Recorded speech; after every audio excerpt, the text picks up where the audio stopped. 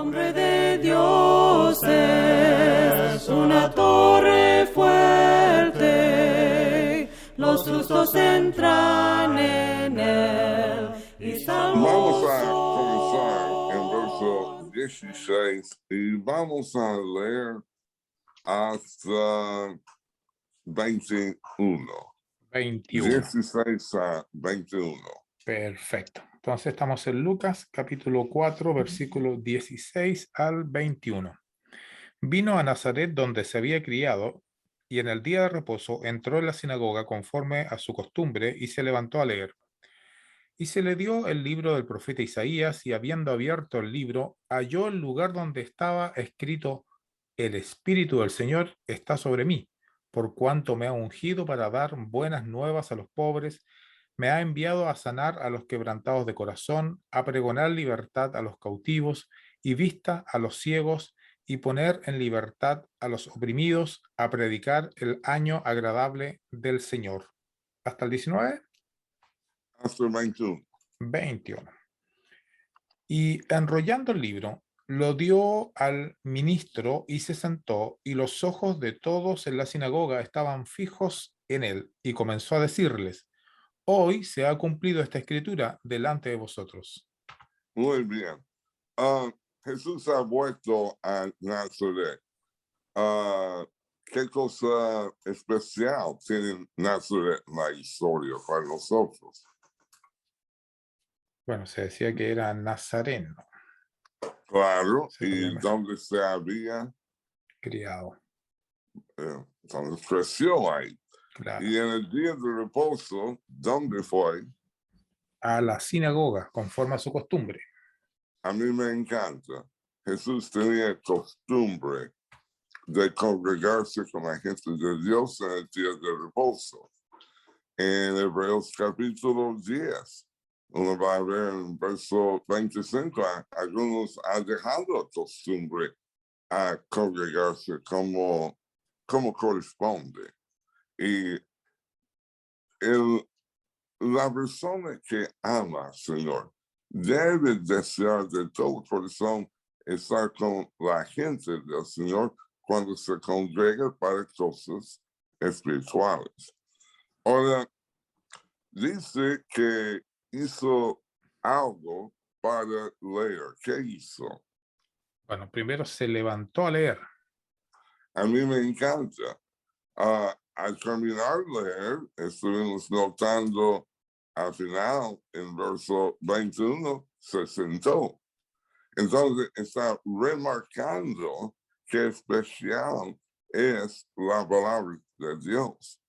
Ahora, para mí nos hace falta mostrar algo así en nuestra manera de leer, intentando dar énfasis a la palabra de Dios.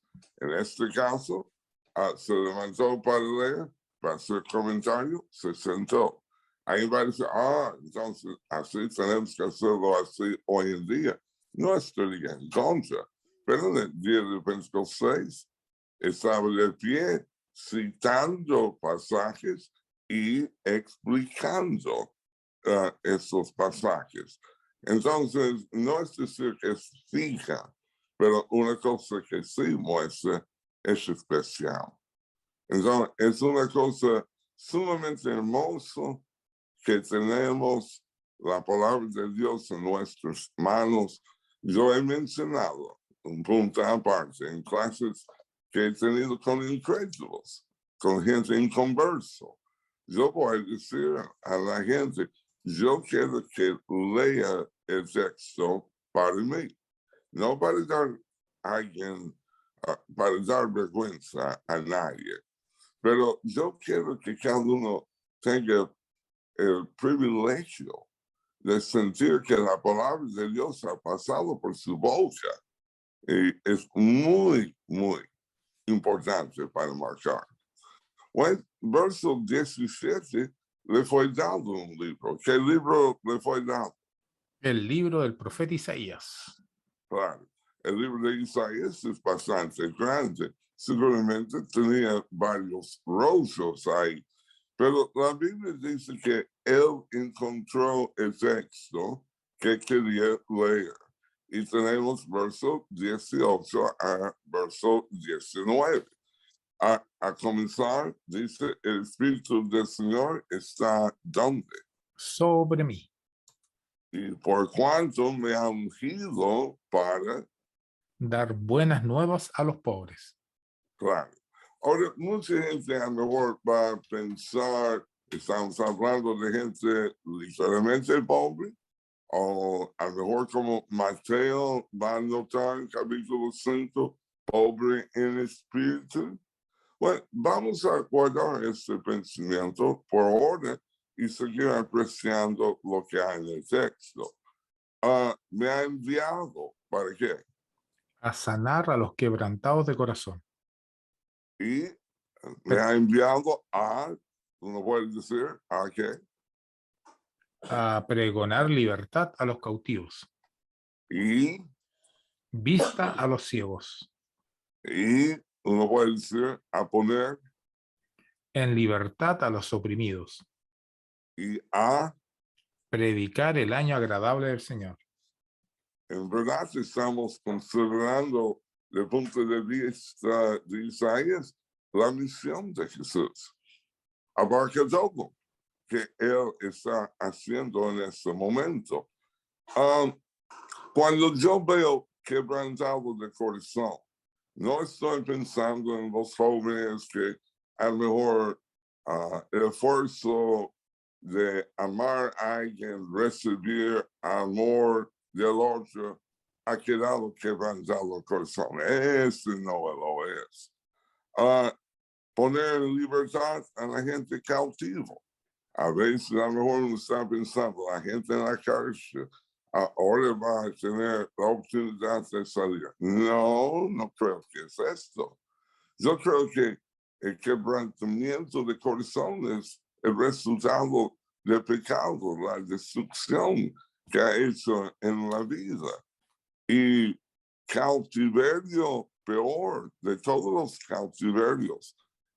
Pablo va a decir, el que peque es esclavo del pecado. Jesús va a decir este.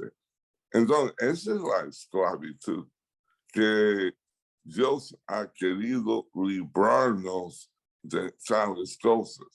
Vista a los ciegos, yo sé que Jesús sanó a los ciegos, pero yo creo que estamos considerando la gente que no veía lo que Dios quiere de ellos.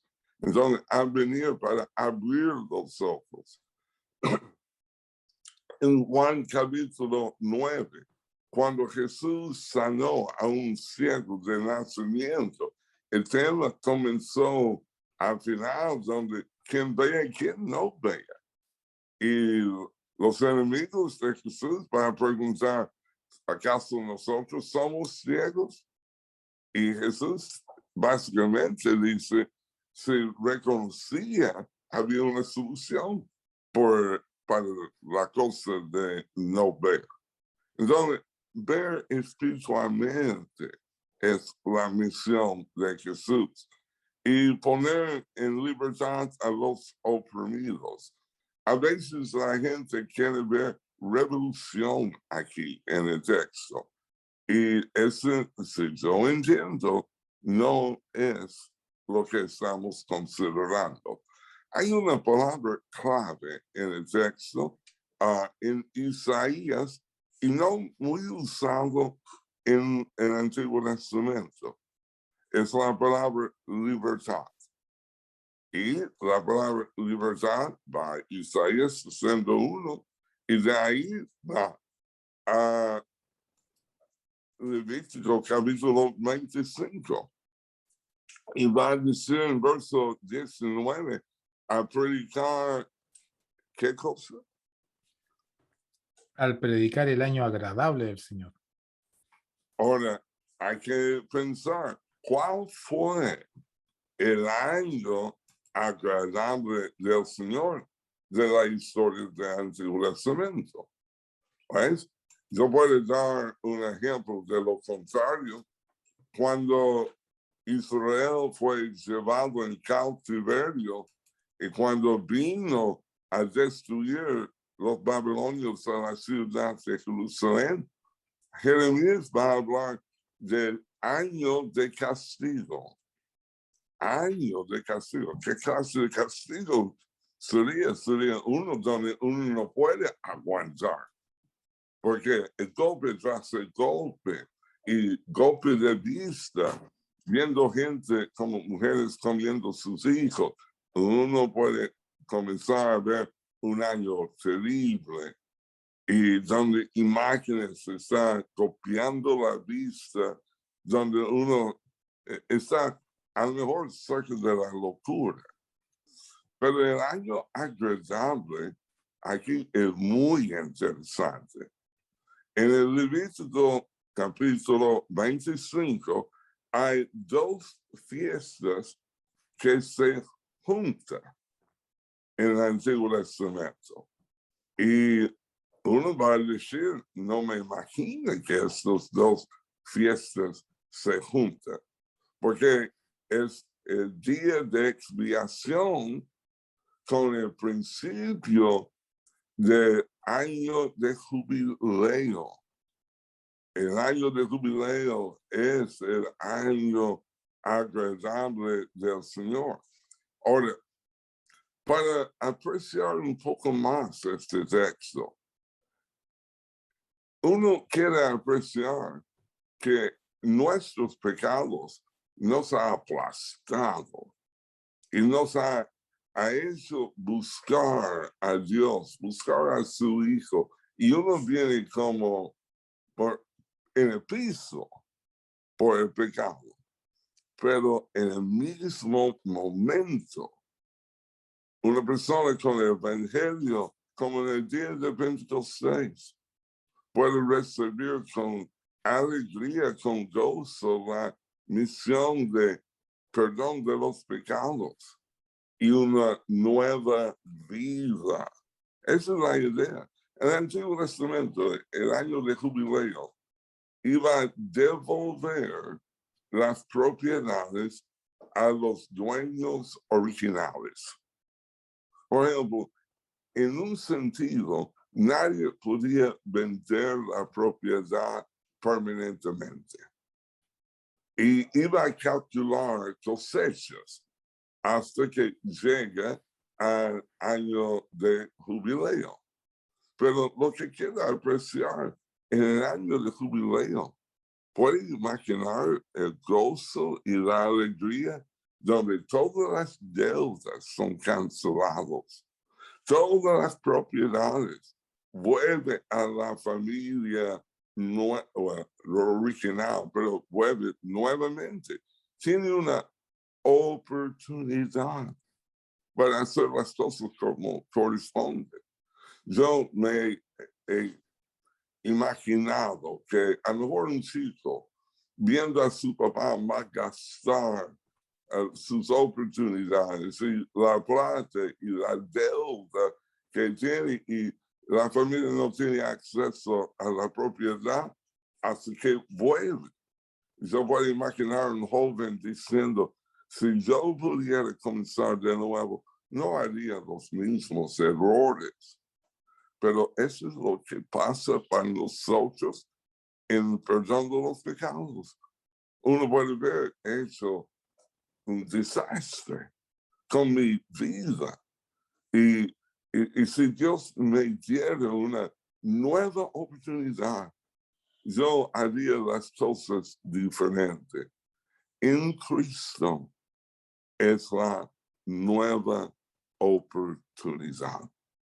Es como en computación ustedes hablan de reset, como para dejar que la máquina llegue a funcionar como corresponde de nuevo. En Cristo tenemos un reset espiritual, una oportunidad para que todo sea nuevo. Ahora, piensa un poquito más en la palabra nuevo en el Nuevo Testamento. Tenemos un nuevo cántico, tenemos un nuevo nombre, tenemos o somos nuevas criaturas. Todo está nuevo. Y todo eso imágenes me lleva a ver la sombra de tal cosa en el año de jubileo. Pero lo que hizo posible en profecía es expiación con jubileo. Eso es lo que tenemos en Cristo. Perdón los pecados. Expiación. Y luego levantarnos de las aguas del bautismo para una nueva vida.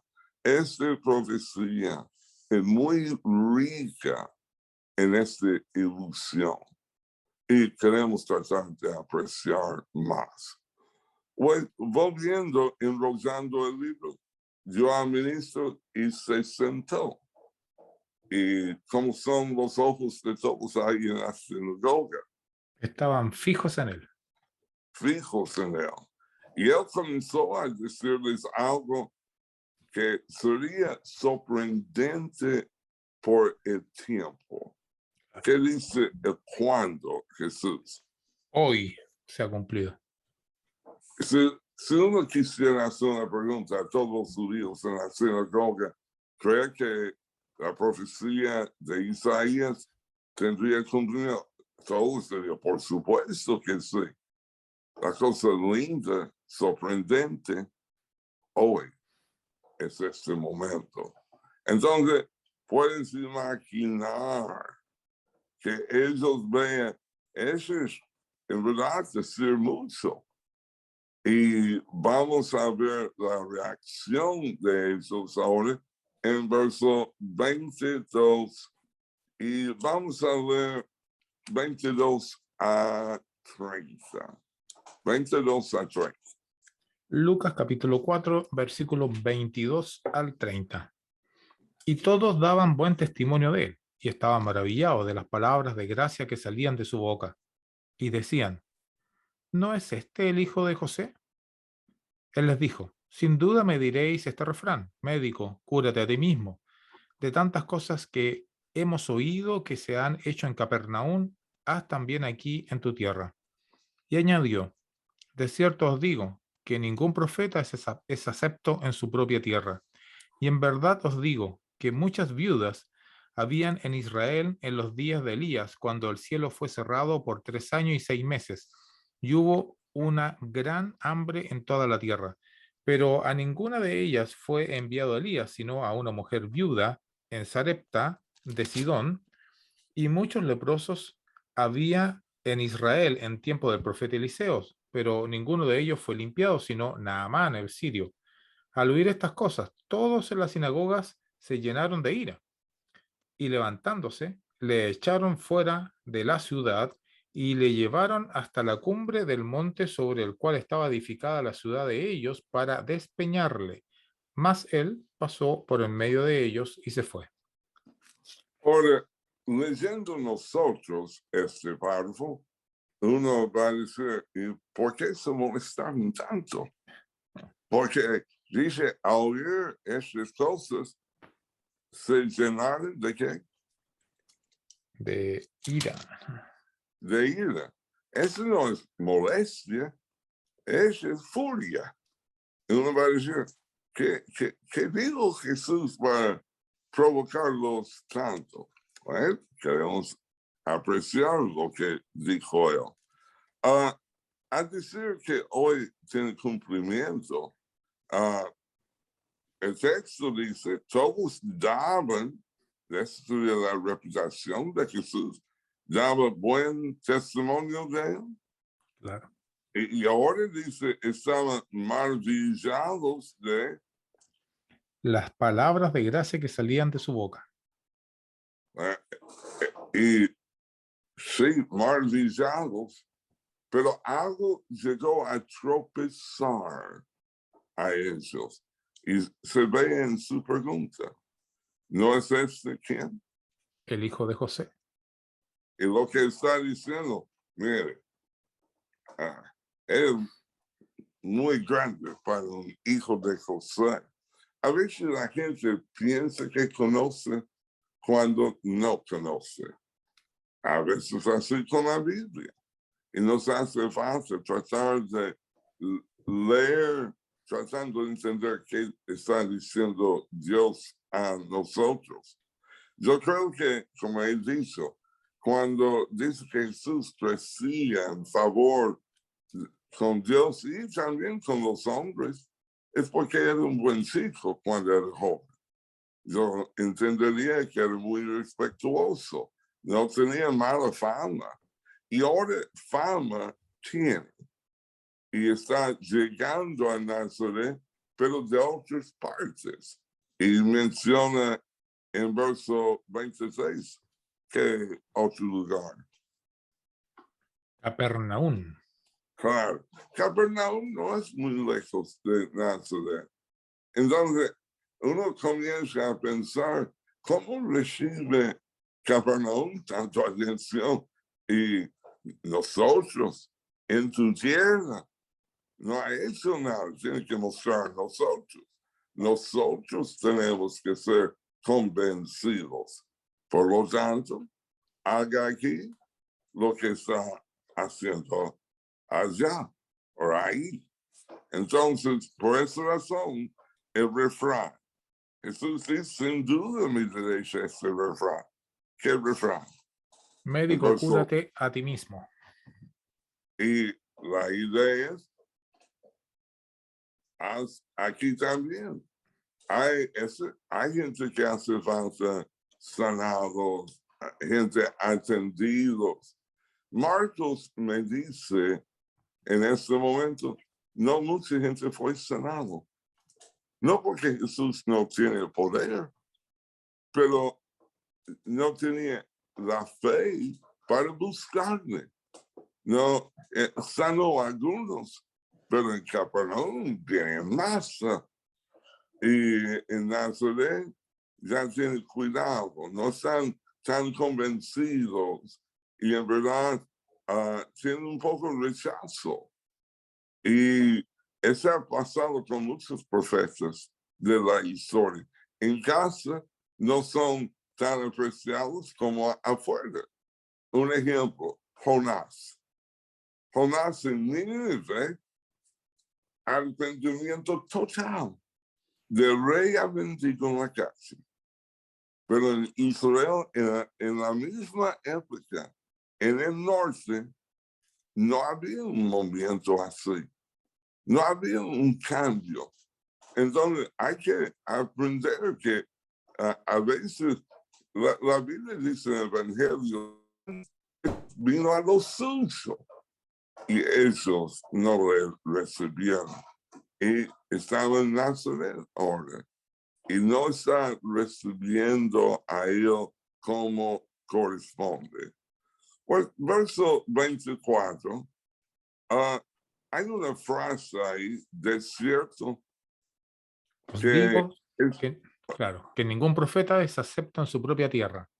claro, lo que estamos diciendo. Pero quiero anotar la palabra desierto. Desierto es una sola palabra, una palabra griega y hebrea en el vocabulario de todos escuchando. Es la palabra amén. Ahora, la cosa sorprendente, Jesús pone amén antes de decir algo. Normalmente estamos pensando oraciones, uno dice varias cosas y al fin dice amén. Eso sí es bíblico. Hay libros de Salmos, por ejemplo, 5 libros y varios libros terminan diciendo amén a lo que está escrito en todos estos libros de Salmos. Entonces, sí, bíblico es. Pero a veces la gente piensa que la palabra amén se trata de final. No, se trata de certeza. Por esa razón es traducido desierto. Ahora en el Evangelio de Juan vamos a ver 25 veces que dice desierto, desierto. Y siempre adelantando lo que Jesús quiere decir. Y Jesús diciendo, desierto, desierto, os digo. Bueno, en el Evangelio de Juan va a decir, yo os digo. Va a dar mucha énfasis a la certeza de lo que él estaba diciendo. Entonces, quiero apreciar esta palabra cuando aparece nuevamente. Acuérdense que es la palabra amén. Y uno va a ver en el libro de Apocalipsis que Jesús es el amén de Dios. ¿Qué quiere decir?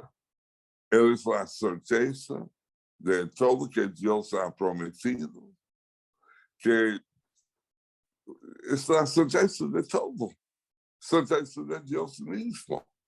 Juan capítulo 1, Él ha venido a este mundo y a explicar una versión. Otro dice declarado. ¿Quieres saber cómo es Dios? Mira a Jesús.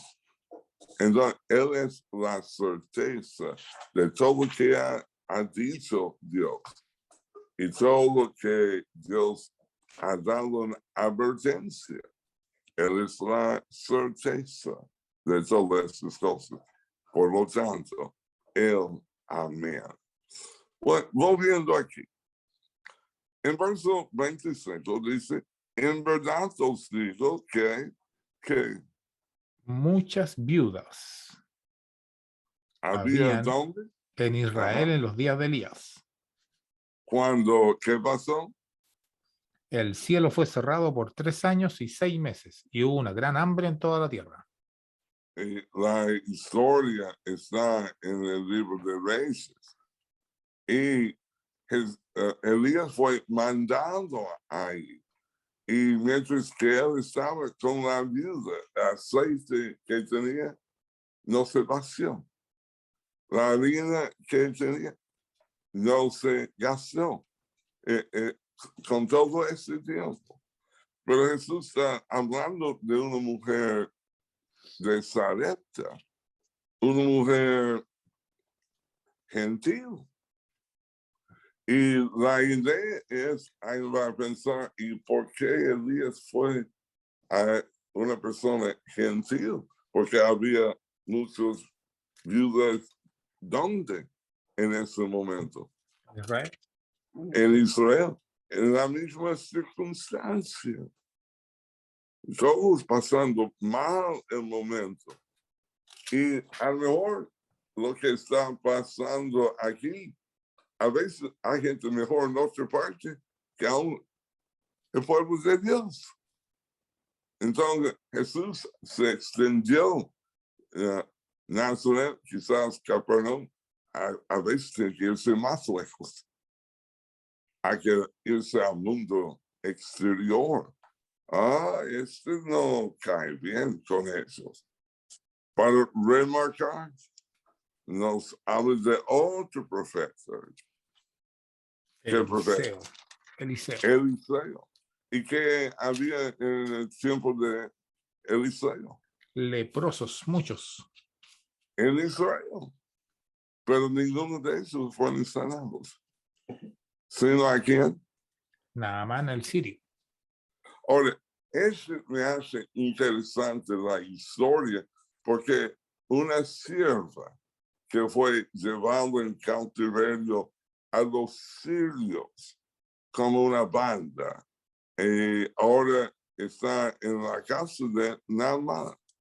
Y ella dice a la señora, si mi señor estuviera con el profeta en Israel, podría ser sanado. Lo que a mí me gusta, no tenía un previo ejemplo. No había visto ni escuchado de nadie en esta época. A mí me gusta pensar un fe como pionero, pensando en posibilidades que todavía no se ha visto. Una fe así para mí es Abraham, cuando llevó su hijo para sacrificarlo. Y aún antes de subir para llevar a cabo, está diciendo a los siervos que ha dejado atrás, vamos a volver. ¡Wow! Y él no estaba pensando que Dios iba a cambiar su mente. El escritor de Hebreos dice, él pensó, Dios va a resucitar a su hijo, porque Dios ha hecho una promesa y Dios no va a faltar su promesa.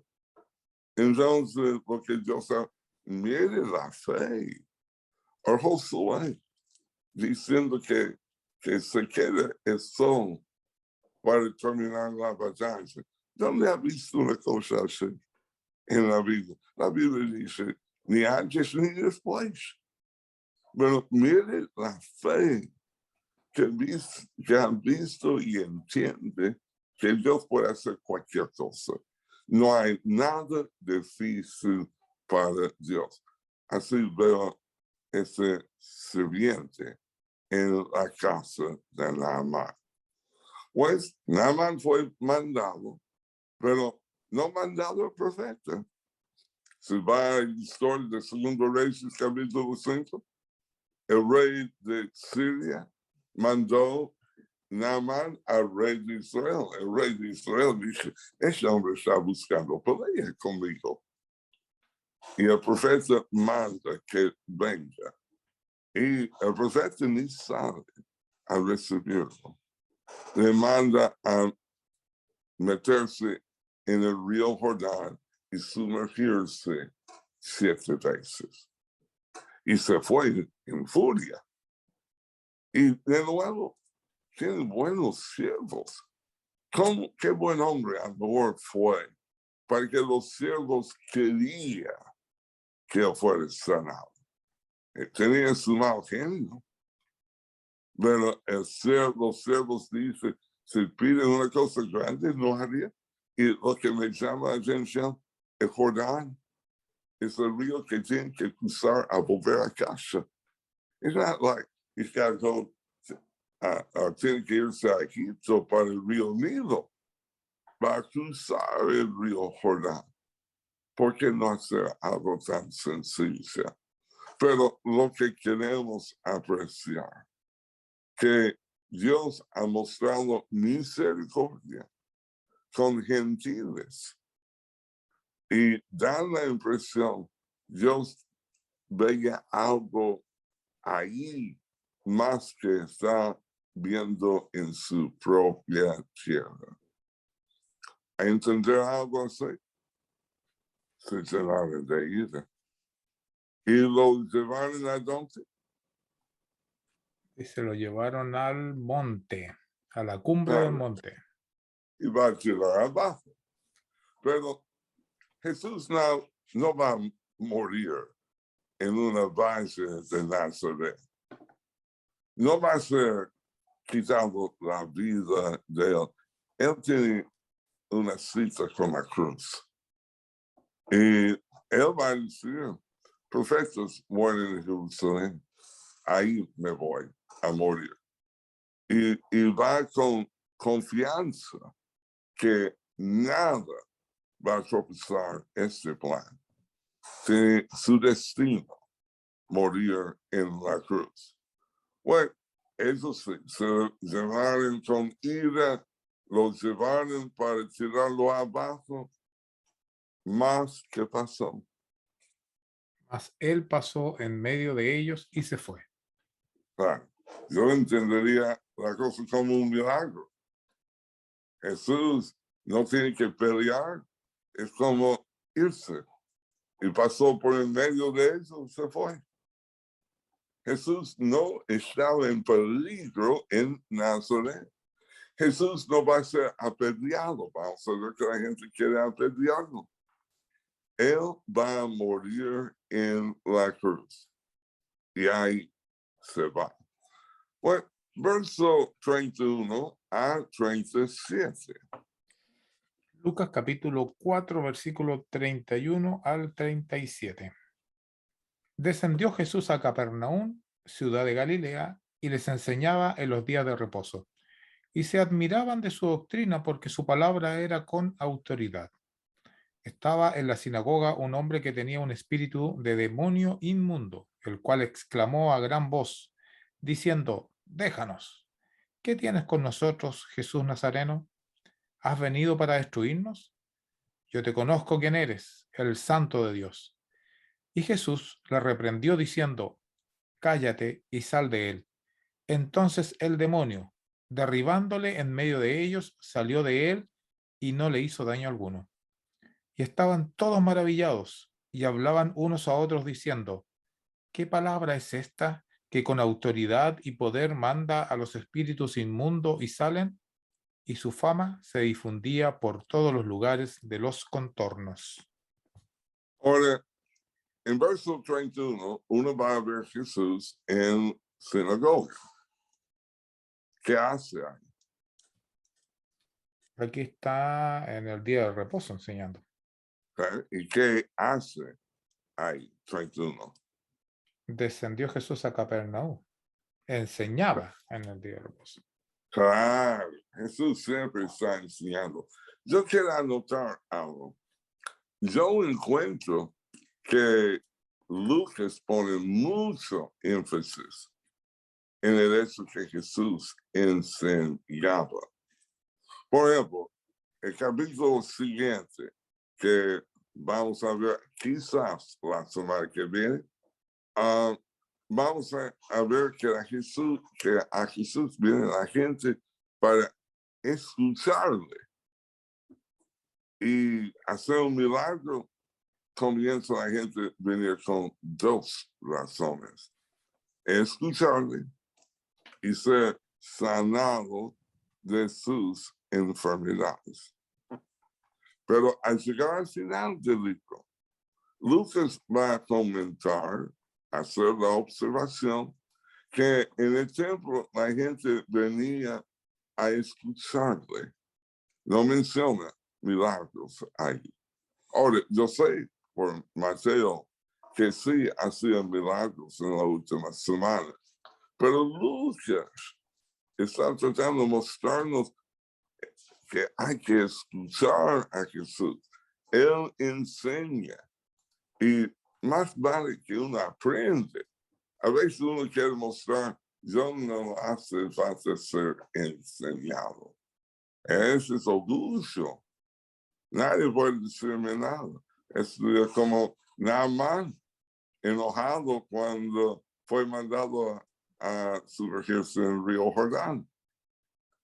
No, hay que ser humilde para recibir la enseñanza de Jesús. La gente se admiraba de algo, 32. ¿De qué se admiraba? De su doctrina. ¿Y qué me dice sobre la doctrina? Su palabra era con autoridad. A mí me encanta. Jesús, por ejemplo, conmigo, alguien puede hacerme una pregunta y quizás puede decir, dame tiempo para pensar. Jesús no dice nunca, dame tiempo para pensar. Jesús no va a decir, bueno, el rabino tal dijo, ¿no? No va a citar fuentes humanas, ni religiosos de su propia gente. Y no es decir que no había un rabino que nunca enseñaba la verdad, pero Jesús no tiene que apuntar a hombres, tenía autoridad. Ahora, en inglés y también en castellano, hay una palabra adentro de la palabra autoridad. ¿Qué palabra está ahí? ¿Adentro de autoridad? Ajá. En castellano. Autor. Autor me dice aquí. Ahora, autoridad tiene algo que ver con autor. ¿Quién lo dijo? Bueno, en el ejército, si un cabo dice algo, tiene algo de peso, pero no como cuando el general lo dice. ¿Me entienden? Jesús, la autoridad tiene él. Y él está mostrando esto todo el tiempo. ¿Cómo podemos acercarnos más a la autoridad de Jesús? Decir lo que Jesús dijo. A veces en la conclusión de una lección, yo voy a decir que Jesús dijo, si no cree en mí, va a morir en su pecado. Y luego voy a decir, Jesús dijo, si no se arrepiente, va a perecer. Luego voy a decir, Jesús va a decir, si no me confiese delante de los hombres, no voy a confesarles delante de mi Padre y sus ángeles. Y Jesús dijo, el que nace, bueno, mejor dicho, el que no nace del Espíritu y de agua, no puede entrar en el reino. Eso no es lo que yo digo, es lo que Jesús dice. Entonces, al citar a Jesús, tiene que existir la palabra final, porque Él representa a su Padre. Él es el vocero del cielo que ha venido a este mundo y la gente notaba en su enseñanza la autoridad. Pero notaba ahí en este texto autoridad en otro aspecto. Verso 36. Maravillados, y hablaban uno a otro diciendo, ¿qué palabra es esta que con autoridad y poder manda a los espíritus inmundos y salen? No son dos autoridades, es la misma autoridad. La autoridad para enseñar, la autoridad para echar fuera demonios. Ahora, yo quiero anotar cómo echan fuera los demonios. ¿Qué dijo Jesús en verso 35? Cállate y sal de él. ¿Cuántas veces lo dijo? Una. Una. Jesús no tiene que repetirse. Hoy en día, en campañas, a veces la gente está reprendiendo el demonio, supuestamente, y va a decir, cállate, cállate, cállate. ¿No? Pablo no tiene que hacerlo tampoco, porque con la autoridad puede echar los demonios. Sal de él. No, Jesús no tiene que decir, no sé si me escuchaste. Yo dije y grité, salga, salga, salga. Nunca tuve que hacerlo. Si tenemos milagros hoy en día, tiene que lucir como milagros de la Biblia. Y si no, yo siempre digo, no es bíblico. No es bíblico. Milagros verdaderos luce como uno vea en la Biblia. Entonces, la autoridad para enseñar, la autoridad para echar fuera un demonio. Ahora, yo quiero pensar, ¿acaso el Espíritu mintió cuando habló acerca de Jesús? No, no mandó que se calle porque estaba mintiendo. Estaba mandando que se calle porque la verdad no pertenece a su boca. Y Dios no está buscando colaboración de parte de los demonios. La Biblia dice en Hebreos capítulo 11 acerca de Abraham que Dios no se avergüenza de ser llamado Dios por él. Cuando los demonios hablan de Dios, da asco a Dios. ese no es el fuente. Y Dios no quiere la ayuda de ellos para nada y no necesita la ayuda de ellos para ninguna cosa. Es autosuficiente porque Él tiene la autoridad. Entonces, yo quiero anotar más y más la naturaleza de milagros verdaderos que Lucas va anotando. Ahora, volviendo aquí también,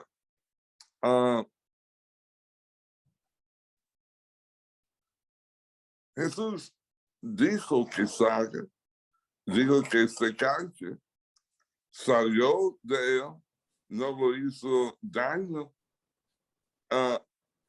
Piensa en cuántas palabras tiene que usar Jesús para llevar a cabo algo. Yo pienso como en la creación, sea la luz. ¿Cuánto tiempo?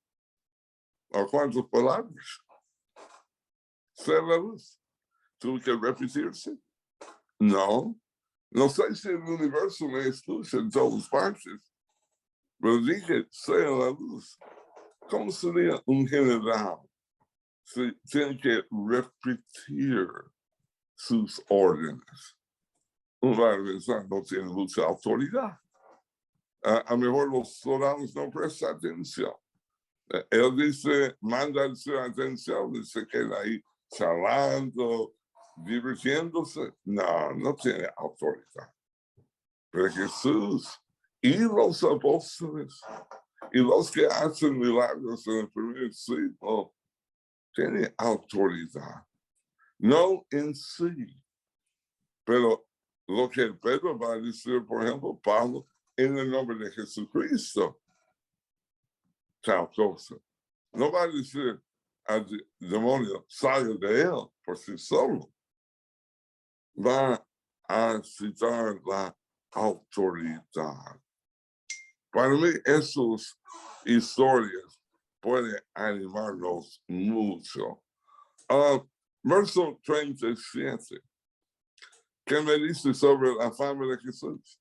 Se difundía por todos los lugares de los contornos. ¿Hemos visto esto antes? Uh-huh. Verso 14. Jesús hace cualquier cosa. Ella es como un epicentro. Uno habla de terremotos así. ¿Dónde está el epicentro? Un tsunami. ¿Dónde está el epicentro? Jesús es el epicentro. Y de ahí se extiende por todas partes en alrededor. Cuando uno dice, esta es la historia más grande que ha sido contado, hay que ver la historia y quedar maravillado por lo que uno veía en Jesús, lo que los hombres en el primer siglo vieron en Jesús. Y todos se nota que enseñaba con autoridad y hacía cosas con autoridad. A lo mejor he hablado demasiado tiempo ahí, pero vamos a notar dos versos más, otro milagro, 38 a 39. Lucas capítulo 4, versículo 38 al 39. Entonces Jesús se levantó y salió de la sinagoga y entró en casa de Simón. La suegra de Simón tenía una gran fiebre y le rogaron por ella. E inclinándose hacia ella, reprendió a la fiebre, y la fiebre la dejó, y levantándose ella al instante, le servía. Muy bien. Jesús se levantó. Me olvidé decir, estamos considerando 24 horas en la vida de Jesús. Estaba en la sinagoga, ahora salió de ahí, salió de la sinagoga, entró ¿dónde? En la casa de Simón. Claro, y en la casa de Simón, ¿qué problema había ahí? La suegra estaba con fiebre y rogaron por ella. Es porque nadie puede hacer lo que Jesús hace. Y no tienen ellos el poder, pero rogaban a él por ella. A mí me encantaría cuando algo me pasa a mí, cuando tengo que viajar, que la gente esté rogando por mí. No quiero para nada que la gente me diga que tengo buena suerte. Suerte, nada que ver. Yo quiero la mano del Señor conmigo. Y yo quiero la mano del Señor con otros. Cuando mi amigo va a África y yo estoy orando que la mano del Señor va a acompañarlo ahí. Y está atrás de todos los esfuerzos para enseñar a la gente. Pues, verso 39, inclinándose hacia ese que hizo Jesús. reprendió la fiebre. A mí me llama la atención cómo puede hablar con un demonio, puede hablar con la fiebre, puede hablar con un tormenta en el mar. Lo reprende y se calma. ¿Cuántos padres quieren reprender a sus hijos y sigue gritando? Jesús reprende y soluciones hay inmediatamente. La Biblia dice, reprendió la fiebre y la fiebre Al instante la dejó. a mí me encanta esta también. El adverbio más usado con los milagros de sanidad de parte de Jesús. Al instante. Al instante. Hay otro, enseguida. En verdad, si no me equivoco, el adverbio es lo mismo, pero lo dice con otras maneras como sinónimos para que sea más fluido la lectura. Pero enseguida, al instante, inmediatamente, todos son los mismos adverbios hablando de así nomás. Y me dice otra cosa. ¿Qué hizo ella después de ser sanado de su Le fiebre? servía. Yo me acuerdo una vez en Argentina, estaba con un proyecto bíblico, tratando de preparar un juego para la enseñanza con los hijos, y no quería parar, no quería comer, estaba ahí trabajando, y logré terminar tarde, y me fui a dormir y llegué a tener fiebre. Y en la fiebre yo estaba viendo nombres de la Biblia como flotando. Y iba a decir, estoy soñando, despiértate. No podía lograrlo. El día siguiente estaba débil. Estaba en la mesa tomando té. No tenía ganas de hacer nada, aunque tenía alivio por mi fiebre. ¿Entiende lo que decía? No solamente le hizo donde no tenía más fiebre, la puso donde podía funcionar inmediatamente como servidor.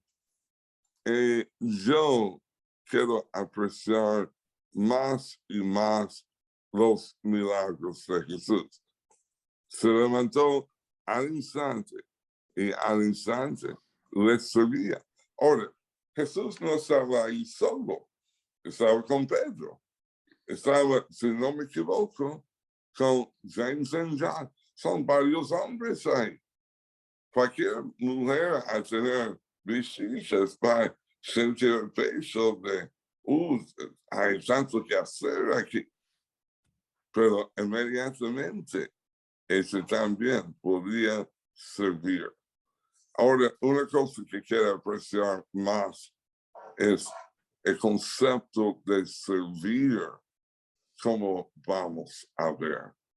Y vamos a ver que a un Dios quiere servir?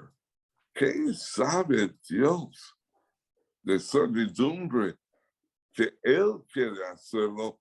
Y a veces los hombres dicen, no, para mí nada que ver, nunca voy a querer servir. Pero bíblicamente tenemos que aprender a servir. Hombres, mujeres, aún nuestros hijos tienen que aprender a servir. Bueno, vamos a parar ahí esta noche y volver. El día no termina, porque verso 40 dice a ponerse el sol. Entonces, en verdad, esas 24 horas en la vida de Jesús, que saborear el momento. Pero vamos a continuar la semana que viene. Perfecto. Muchas gracias, Tomás. Y vamos a comenzar con verso 1 y 2 para tener la situación. César me ayuda. Bien. Versículo 1 y 2.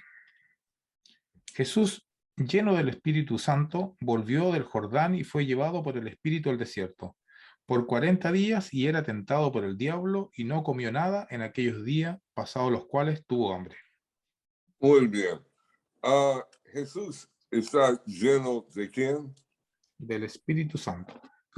Pero no es la primera vez que hemos visto en el libro. ¿Quiénes más estaban llenos del Espíritu antes en la lectura? ¿Se acuerdan? Sí, la mamá y el papá de Juan el Bautista. Claro. Y aún Juan el Bautista desde el vientre. Entonces, cuando saltó en el vientre de Elizabeth, él también estaba lleno del Espíritu Santo. A mí me gusta el libro de Lucas porque comienza hablando del Espíritu Santo desde el principio. Juan también va a hablar del Espíritu Santo, pero más a la conclusión de su libro, pero Lucas en el principio. Volvió de Jordán.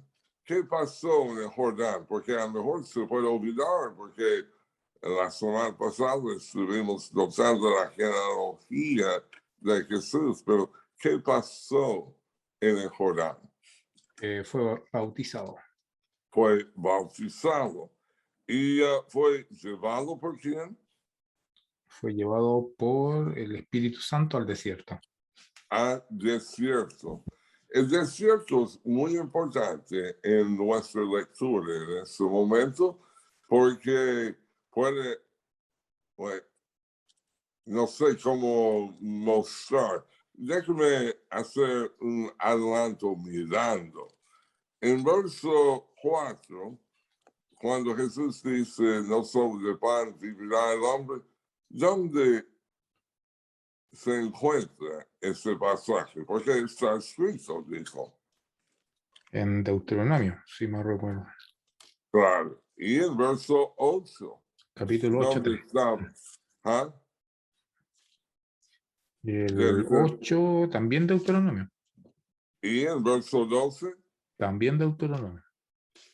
¿Dónde estaba el pueblo de Israel en el momento del libro de Deuteronomio? En el desierto. En el desierto. Y lo que a mí me gusta, Jesús usó pasajes de desierto para defenderse contra la tentación. Podría haber usado un salmo, podría haber hablado uno de los profetas, o todos los profetas, pero usó textos tomados de una situación muy parecida para el pueblo de Dios. Bueno, estaba ahí por cuánto tiempo, verso 2. Por 40 días. Y que no hizo durante este tiempo. No comió nada en aquellos días. Ahora, yo quiero apreciar que en el desierto fue 40 días sin comer nada. Hay otros personajes de la Biblia que han estado 40 días sin comer. Me acordé de Moisés en el monte. Moisés, claro. sí, y un profeta, Elías. Elías, Ahora, Moisés y Elías aparecen en el libro con Jesús. claro. Entonces, queremos apreciar conexiones así. Entonces, el verso 2 dice, en el desierto, ¿eres tentado por quién? Por Satanás, el diablo. Claro. Vamos a ver la palabra diablo y vamos a ver también la palabra Satanás. Es bueno saber el significado de algunas palabras. El diablo en verdad es acusador y Satanás es la palabra para adversario. Entonces, él está trabajando en contra y cuando uno falla, él va a acusarnos.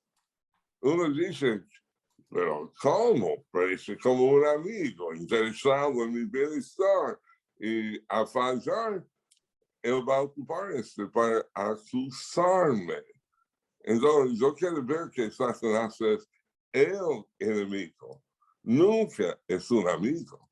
Nunca está buscando el bien de los santos. Está buscando siempre cómo tropezar y venir inmediatamente después acusando. Pues dice que el Espíritu Santo lo llevó al desierto. Es como el Espíritu Santo tenía a Jesús en peligro, en cierta manera. No es Jesús diciendo, ya a mí me gusta eso. No es Jesús diciendo, ¿dónde me voy hoy día? Siempre Jesús está tratando de hacer cada día lo que agrada a su Padre. En el Evangelio de Juan, tenía una clase más temprano hoy sobre el Evangelio de Juan. En el Evangelio de Juan, Jesús está diciendo, en el principio, mi tiempo no ha llegado. Mi tiempo no ha llegado. Y eso implica que tiene una agenda, como una lista de lugares para irse, una lista de cosas para hacer, a cumplir. Pero cuando llega al final del libro, Jesús va a decir, mi hora ha llegado. Mi hora ha llegado. Entonces, Jesús siempre estaba en plena armonía en cumplir lo que su Padre quería. Bueno, volviendo ahora, vamos a ver después de 40 días sin comer, no comió nada, énfasis ahí. Después tuvo ¿qué? Tuvo hambre. Tuvo hambre. Yo he leído un poco sobre el ayuno y gente puede andar buen rato. Los primeros días tiene hambre, pero a partir de 3 días más o menos no tiene hambre. Pero dice, avisa que al tener hambre, ahí sí sería bueno para comer, pero a veces por andar, yo conozco gente en construcción que estaba en ayuno y trabajando duro, y Juan no estaba comiendo porque tenía un periodo de tiempo donde no tenía hambre. Pero Jesús sí tiene hambre. Yo quiero remarcar esto. Bueno, verso 3 a verso 4. Esos dos versos. Entonces el diablo le dijo, si eres hijo de Dios, di a estas piedras que se conviertan en pan. Jesús respondiéndole dijo, escrito está, no solo de pan vivirá el hombre, sino de toda palabra de Dios. Ahora, ya hemos mencionado que los versos que Jesús, o lo que Jesús dice, está basado en el libro del Deuteronomio. Y yo me preocupa cuando jóvenes, cuando adultos no saben mucho de la palabra de Dios, porque no tienen este fundamento donde puede decir, pero la Biblia dice y Pablo ha dicho en el libro de Efesios, nos hace falta ese soporte que pueda ayudarnos a resistir la tentación. La primera cosa que el diablo dice, si eres ¿qué? Hijo de Dios. Ahora, ¿cuándo fue la última vez que vimos la frase que él es el Hijo de Dios? ¿No sería en su bautismo? En el bautismo, claro. Donde el Padre dice, ese es mi hijo. Amado. ¿Qué más confirmación te hace falta? ¿Que Dios mismo te dice? ¿O que el diablo quiere poner en prueba la cosa? Jesús tenía toda la evidencia que uno puede necesitar cuando Él, el Señor, Dios mismo dice, hay que confiar también en la palabra de Dios. Pero el diablo dice, si eres el Hijo de Dios, di a este piedra que se convierta en pan. Ahora, ¿acaso Jesús tenía el poder de convertir piedra en pan? Sí, tenía el poder. Por ejemplo, el diablo podía tentarme así. No había ningún fundamento, ningún poder de mi parte de convertir nada en nada. Pero para Jesús. Ahora, no todos son tentados en forma igual. Yo quiero anotar eso. Jesús tenía un hambre probablemente muy intenso y tenía el poder. ¿Y qué diría mucha gente? Pues si tiene hambre, si tiene el poder, ¿por qué no? Eso demuestra que la gente no entiende la astucia del diablo. Es pecado, pero no se da cuenta. ¿Y por qué no se da cuenta? Porque no lee suficientemente la Biblia. ¿Y cuántas veces he escuchado a jóvenes diciendo, yo hice algo, ni me di cuenta? No quiere que el diablo se tome por sorpresa, pero le gusta tomarte en soledad. A veces la gente puede decir, pero ningún discípulo está ahí mirando, no tiene público, no tiene una reputación en ese momento. A lo mejor después de comenzar su ministerio, sí, puede cuidar su imagen. No, esa no es la manera de pensar sobre pecar y no pecar. Uno tiene que pensar, no quiero pecar y evitar en toda manera la oportunidad y cuando se presenta en la cara, resistir.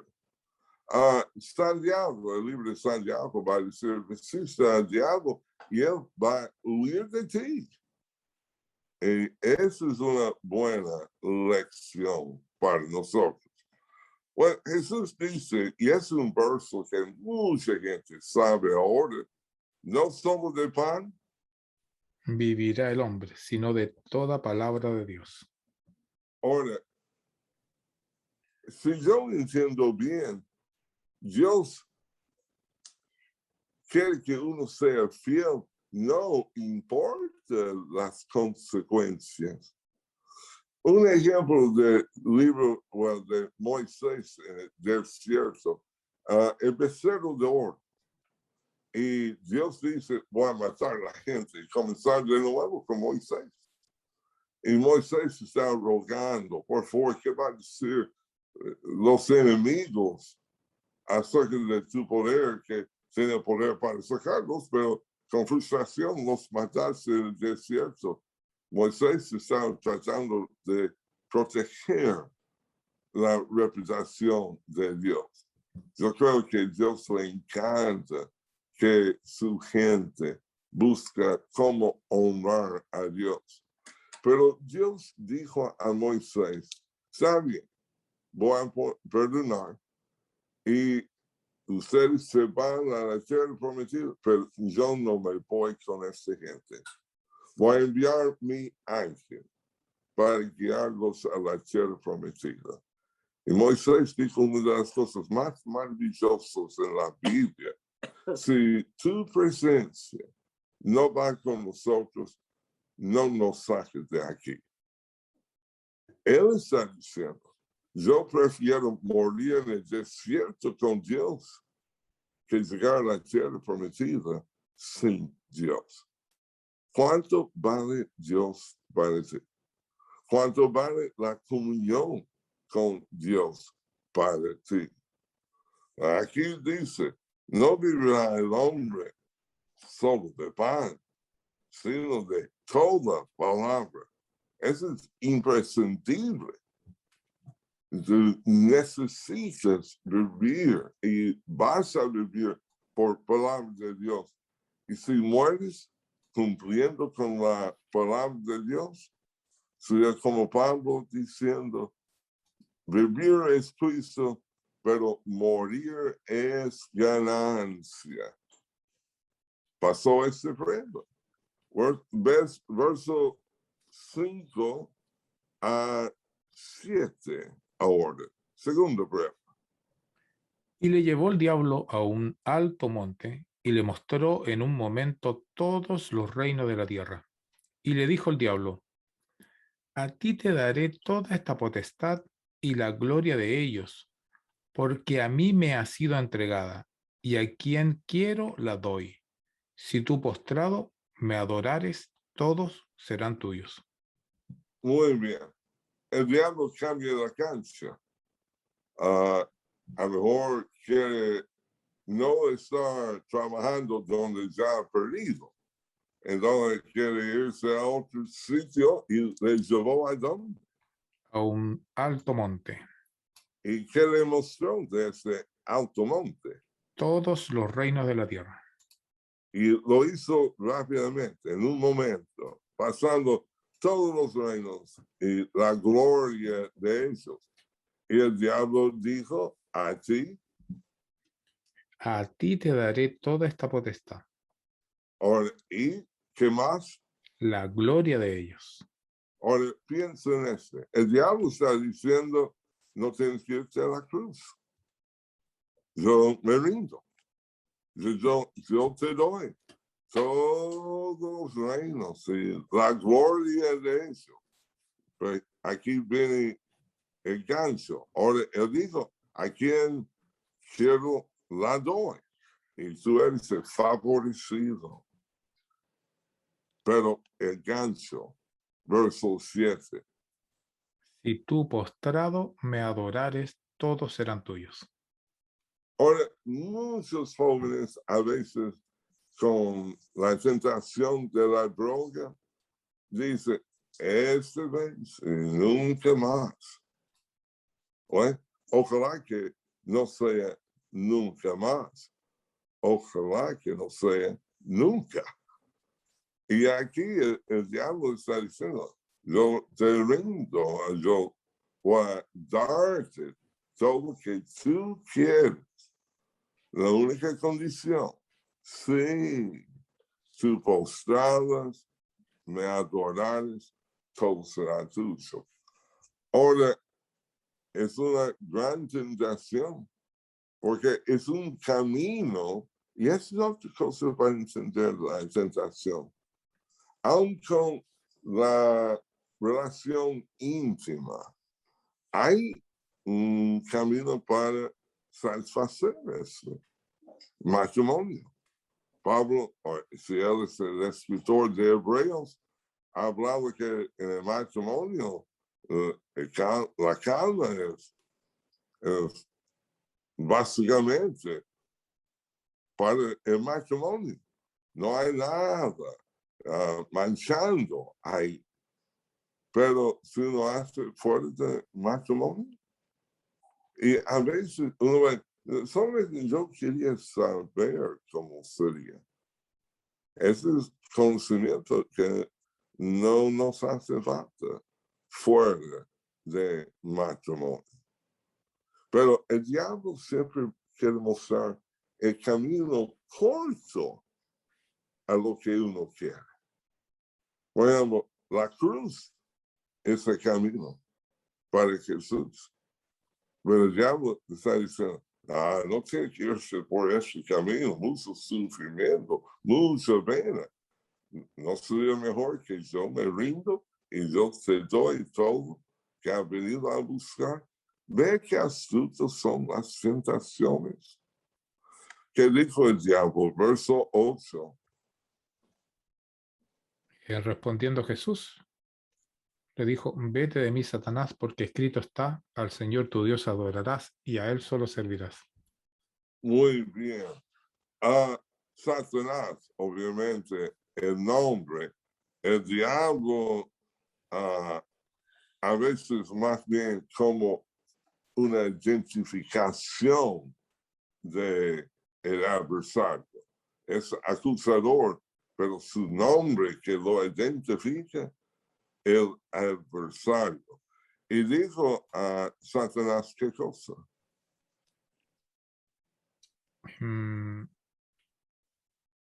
¿Qué le dijo a Satanás? ¿Qué le dijo Jesús a Satanás? Correcto, porque escrito está, al Señor tu Dios adorarás y a Él solo servirás. ¿Qué dijo antes de este verso? Si tú postrado me adorares, todo será tuyo, le dijo Satanás. Perdóname. En verso 11, respondiendo Jesús, le dijo, ¿cuáles son las primeras palabras? Vete de mí. Satanás, vete de mí. De mi punto de vista, me parece que esa es la tentación más repugnante para el Señor. Para que otra persona, fuera de su Padre, recibe la adoración. Ahora, piensa un poco. La idolatría del Antiguo Testamento es siempre poniendo algo o alguien en lugar de Dios y nadie puede tomar su lugar. Toda la basura que quieres poner en el lugar que Dios tiene que ocupar no va a llenarte. Y ese es el problema de Israel en el Antiguo Testamento. Idolatría, tras idolatría, tras idolatría. Eso es repetidamente, frecuentemente. Bueno, dice, vete de mí, Satanás, porque, de nuevo, si conoce la Biblia, tienes algo con que defenderse.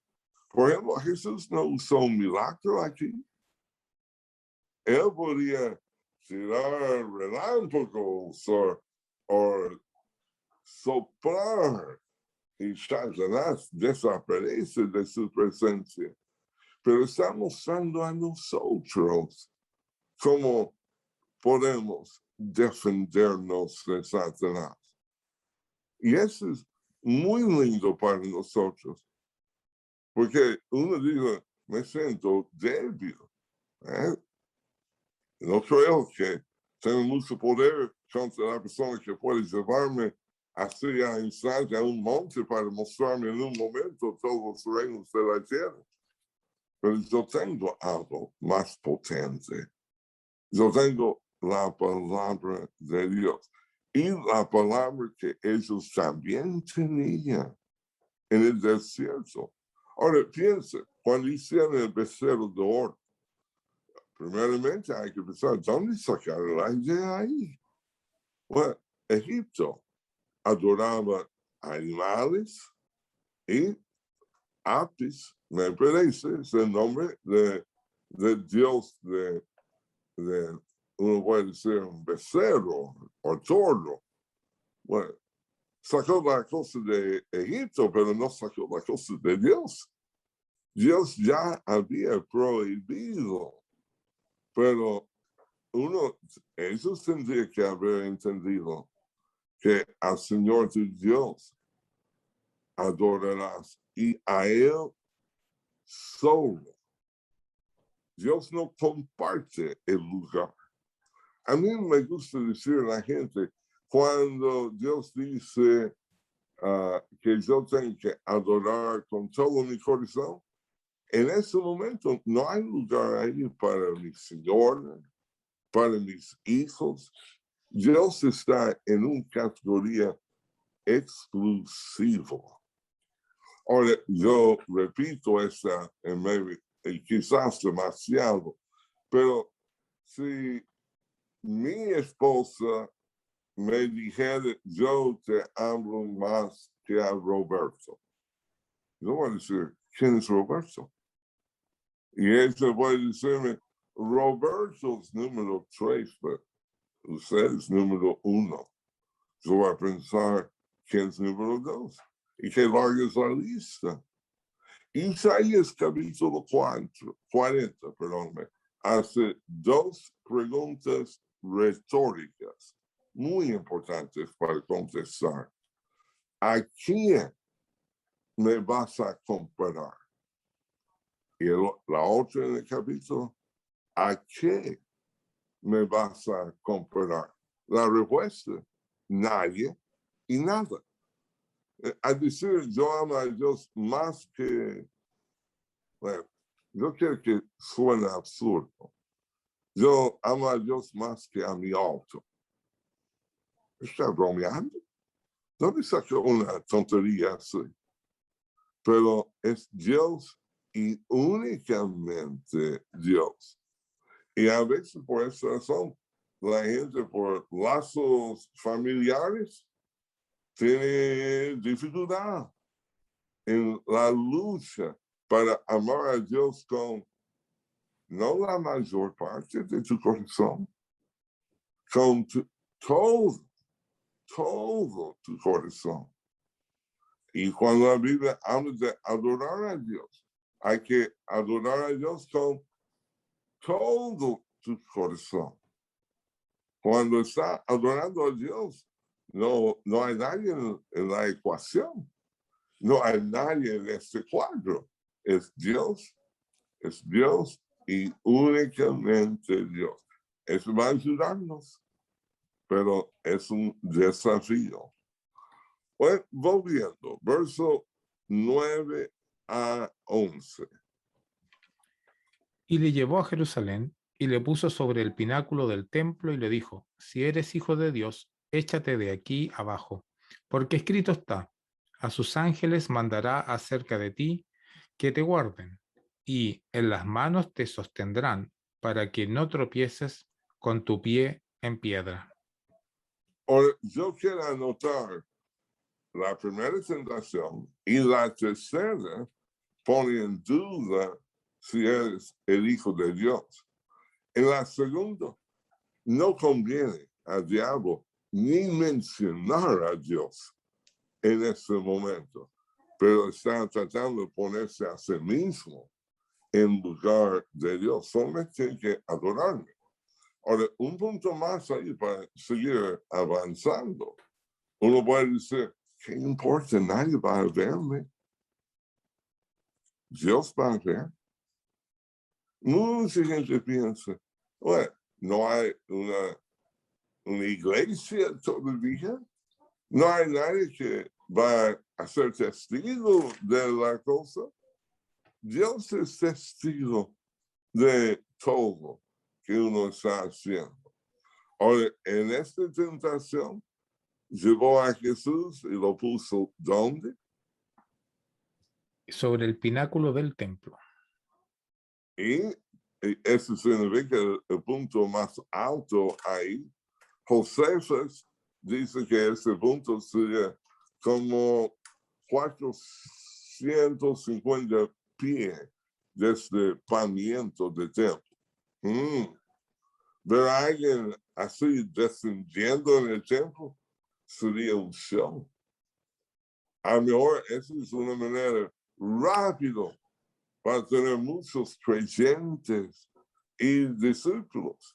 Y los profetas habían hablado del Mesías viniendo rápido a su templo. Entonces, eso puede ser el cumplimiento, pero no de esta manera. Ahora, dice, si eres el Hijo de Dios, échate de aquí abajo. Ponga en prueba, muéstrame. Ahora, no necesito mostrar, porque escuchó su padre decir, tú eres mi hijo amado en quien tengo complacencia. Esa es toda la prueba que te hace falta. Volviendo, Jesús responde de nuevo, cada vez con la tentación. Es respondiendo con escritura. Lo mismo que podemos hacer nosotros. Porque escrito está, ¿y qué está escrito? No tentarás al Señor tu Dios. Muy bien. Ahora, a lo mejor me fui demasiado rápido. En verso 10, el diablo va a citar las escrituras. ¿Qué dijo el diablo en verso 10 y 11? Porque escrito está, a sus ángeles mandará acerca de ti que te guarden y en las manos te sostendrán para que no tropieces con tu pie en piedra. Alguien va a decir, aún la Biblia, si vamos a usar la Biblia, Satanás, yo también puedo usar la Biblia. Y a propósito, Salmo 91, a mí me encanta las frases ahí, la confianza que está ayudando el oyente a tener en Dios. Y alguien va a decir de nuevo, cada uno va a decir, ¿por qué no? Y esta vez, ¿por qué no? Pero esa no es la manera que Dios ha mostrado. Mateo, hablando de este momento, va a decir, Jesús responde diciendo, escrito está de nuevo. A mí me encanta. Porque hay que usar toda la Biblia. No sacar un verso de un contexto. ¿Me entienden? Y mucha gente me ha dicho, mostrando algo en el texto, pues el pastor de mi iglesia no dice eso. Y a veces me dice, pero yo veo, tiene razón. Eso es lo que la Biblia dice. Y luego, no importa lo que la Biblia dice. Y lo que me han contestado, güey, Dios va a condenar a mi pastor. Sí, pero si el ciego guía al ciego, Jesús dice, ambos caerán en el pozo. Toda la historia de la Biblia, toda la historia, hay que saber con seguridad si es la palabra de Dios para aplicar en este momento. Muy importante el usar la Biblia. Bueno, respondiendo Jesús, digo, dicho está, es un dicho porque es algo escrito. Pero ¿cuál es lo que es escrito? No. No tentarás al Señor tu Dios. Y de nuevo, Deuteronomio capítulo 6. Ahora, a veces la gente que juega con serpientes no aprecia que no hay que tentar a Dios. Por ejemplo, saltando de pináculo de templo, está casi obligando a Dios a venir a rescatarme, como un chico que a veces se aleja de la mamá y quiere ver si la mamá va a venir ahora, como si tuviera control sobre la mamá. Ah, Jesús no va a proceder así. Él confía en su Padre. No tiene menor duda que tiene la protección de su Padre. Pero no va a saltar para poner en prueba. Buena lección para nosotros. yo he dicho a la gente, yo sé que Dios tiene poder para rescatarnos de cualquier situación, pero no va a saltar enfrente de un camión para poner ayuda. Eso es jugar como un niño. Y aún niños lo hacen sin entender. Pero uno, como adulto, tiene que entender mejor. Bueno, verso 13. Y cuando el diablo hubo acabado toda tentación, se apartó de él por un tiempo. Ahora, la Biblia dice tentación aquí. La Biblia también traduce esta palabra prueba. No hay duda que esas son pruebas. Por ejemplo, en el libro final de Lucas va a decir de sus discípulos, me ha continuado por todas mis pruebas. La misma palabra. Por todas mis tentaciones. Lo que me encanta sobre la frase, no eran los más brillantes. No entendía muchas veces a Jesús, pero una cualidad que tenía, eran fieles.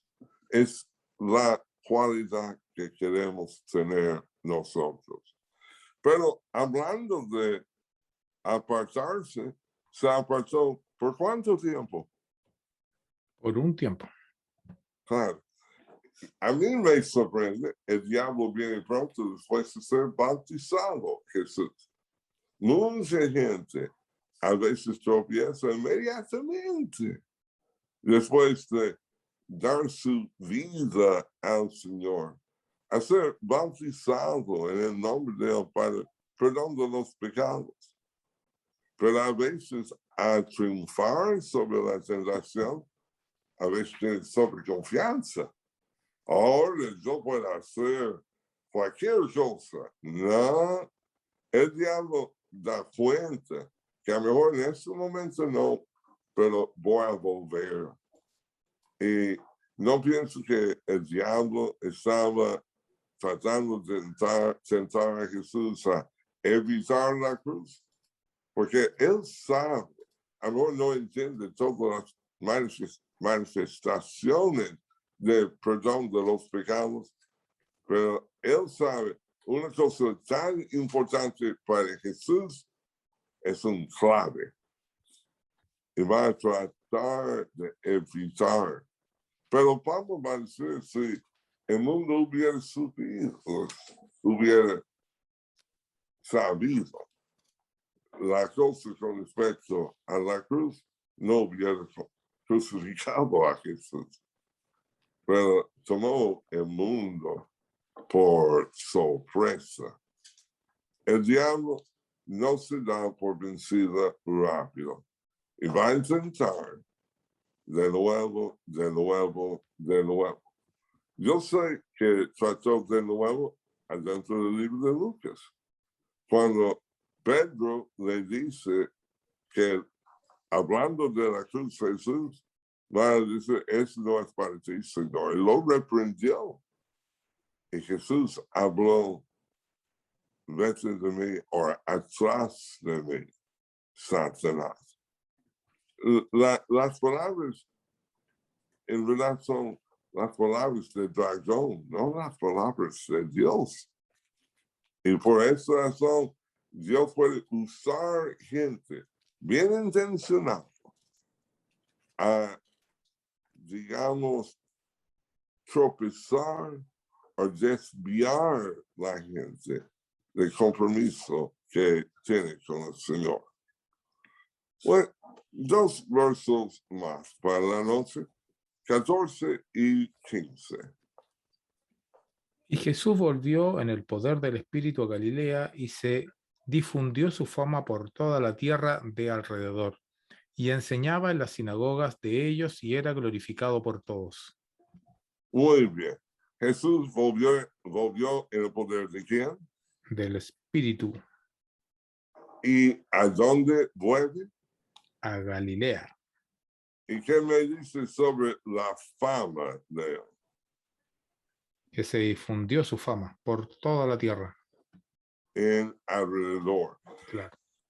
Cuando yo era más joven, no hace tantos años atrás, yo iba a decir, eso es como un efecto dominó. A mí me encanta ver cuando golpea uno y todos los otros caen por todas las maneras que están relacionados. Pero en verdad eso es como un tsunami. Yo quiero entender lo que Jesús hace, ese epicentro, y la fama se extiende por todas partes en alrededor. Él, siguiendo el plan de su padre, está logrando promover el enfoque que Dios quería, sin pecado. Y tenemos que tener la misma confianza en el Señor. Bueno, y a propósito, vamos a ver 3 veces más Lucas hablando de la fama de Jesús. Y queremos apreciar, vamos a ver, cada vez que aparece, yo quiero decir, ¿se acuerdan de capítulo 4, donde habló en el principio del capítulo 4? Si no me equivoco, vamos a ver uno más en capítulo 4. Pero no hay duda que este es un periodo de tiempo donde Jesús está llegando a ser muy popular, sumamente popular. Volviendo aquí. ¿Y qué hacía durante ese tiempo de fama? Enseñaba en la sinagoga de ellos, Y era glorificado por todos. por todos. Alguien va a decir, Señor, ya hace falta buscar situaciones donde hay más gente que puede congregarse en una sinagoga. Pero lo que vamos a ver, en el día de reposo, Jesús iba a estar en las sinagogas enseñando. Tenía costumbre de hacer una cosa así. Y vamos a dar más énfasis a esta palabra en otra clase. Pero enseñaba. A veces cuando la gente piensa en Jesús, piensa que solo comenzó con milagros. No, el principio de su ministerio comienza con enseñanza. No estoy diciendo que Jesús no hace milagros, pero en el libro de Lucas yo soy la transición. Por ejemplo, en capítulo 5, pero no estamos ahí todavía. Pero vamos a ver que la gente en verso 1, el gentío se agolpaba sobre él para Oír la palabra de Dios. Oír la palabra de Dios. Pero después de un milagro, vamos a ver 2 propósitos. A propósito, va a ver la palabra fama ahí también. Verso 15, ¿qué dice? Dice, pero su fama se extendía más y se reunía mucha gente para oírle y para que les sanase de sus enfermedades. Ahora hay 2 propósitos para juntarse. Antes, solamente para escuchar. Yo voy a decir, para mí ese es el propósito más lindo. Voy a darle una sorpresa de antemano. Al final de Lucas va a notar. La gente viene al templo para escucharle.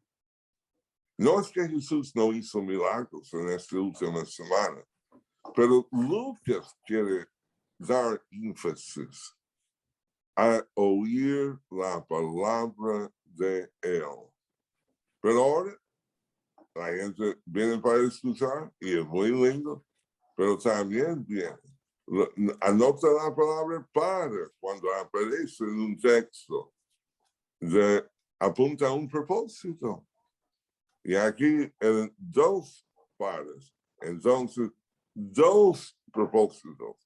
oír a él, obviamente, y ser sanado, obviamente por él, de sus enfermedades. Pero no hemos llegado ahí todavía. Vamos a parar aquí esta noche. Perfecto.